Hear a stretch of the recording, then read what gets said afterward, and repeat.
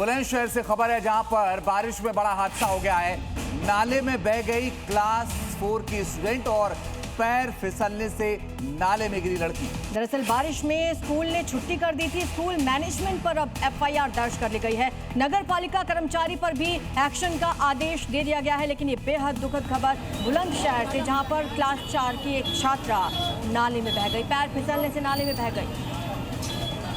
तो अभी देखिए, बारिश में स्कूल से छुट्टी कर दी गई थी और उसी दौरान हादसा हुआ। अब स्कूल मैनेजमेंट के खिलाफ एफआईआर किया गया है और देखते देखते बच्ची नाले में गिरी और उसकी जान चली गई। लापरवाही ने बच्चे को मार डाला।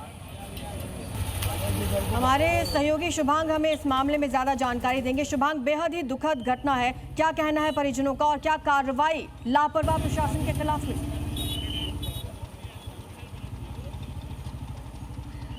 बिल्कुल आरजू, देखिए इस समय मेरी मौजूदगी बुलंदशहर के थाना नगर कोतावली के क्षेत्र में मौजूद हूँ इस समय। और आपको तस्वीर अगर मैं दिखाऊं तो ये भूतेश्वर मंदिर के पास में ही ये हादसा जो था वो हुआ था। वो तकरीबन इस जगह से 1 किलोमीटर की दूरी पर है। 21 घंटे जो है वो फ़िलहाल बीत गए हैं, लेकिन अभी तक चारू का शव यहाँ से बरामद नहीं हो पाया है। आपको तस्वीर में अगर दिखाऊँ तो आप देख सकते हैं कि यहाँ पर मौके पर जेसीबी है, यहाँ पर नगर पालिका तैनात है, एनडीआरएफ की टीम यहाँ पर मौके पर पहुँच रही है। जेसीबी के ज़रिए यहाँ पर कहीं ना कहीं जो सिल्ट निकालने का काम है नालों से, जो कि शुरुआत में हो जाना चाहिए था, मानसून से पहले हो जाना चाहिए था, लेकिन वो यहाँ पे किया जा रहा है। आपको दिखाऊं तो यहाँ पर जो नाले से पानी है उसे पंप आउट करने की मशीन भी लगाई गई है।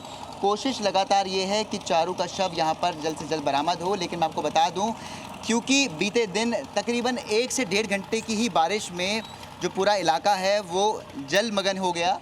दूसरी तरफ अगर मैं आपको तस्वीर दिखाऊं तो ये काली नदी बताई जा रही है यहाँ पे स्थानीय लोगों द्वारा।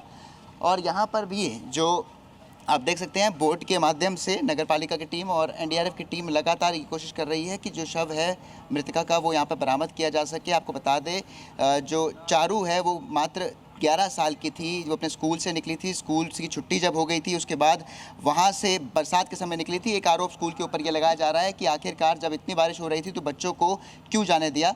लेकिन वहीं दूसरी तरफ सबसे बड़ी गलती जो देखी जा सकती है वो नगर पालिका की भी है, क्योंकि समय रहते अगर नालों से सिल्ट निकालने का काम पूरा किया गया होता, जो पटरियाँ जिस पर बच्चे लोग चलते हैं अगर उनकी जाँच की होती तो ये हादसा टल सकता था, बच सकता था। लेकिन अब 21 घंटे का जो समय है वो कहीं ना कहीं बीत चुका है।